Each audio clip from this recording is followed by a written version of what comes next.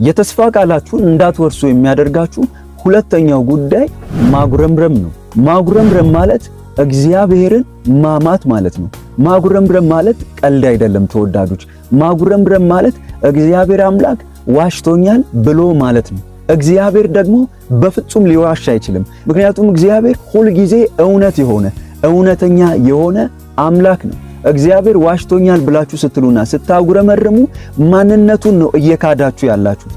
እስራኤላውያን እግዚአብሔር አምላክ እንደሚያስገባቸው ተስፋን ሰጥቶ ወዳወጣቸው ወደዛች የተስፋይቱ ምድር አስገባቸዋለሁ ብሎ ካስወጣቸው በኋላ እነኚህ ሰዎች እጅግ አጉረምራሚዎችና ተጠራጣሪዎች የማያምኑ ስለሆኑ እግዚአብሔር አምላክ ተስፋን ወደሰጣቸው ወደዛች የተስፋይቱ ምድር እንደማይገቡ እንደማለ ዕብራውያን መጽሐፍ ምዕራፍ 3 ከቁጥር 10 እስከ 11 ይነግረናል። በዚያ ስፍራ ቁጥር 19 ላይ ስትመለከቱ አንድ ነገር ይናገራል።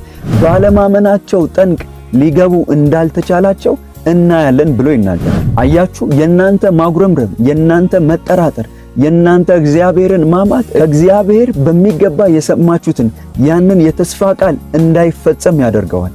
ይሄ ማለት እግዚአብሔር አልተናገራችሁም ብሎ ማለት አይደለም።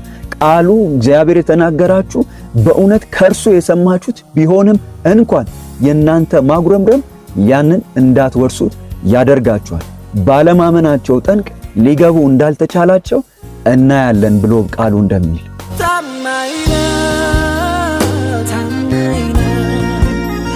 ታማኝ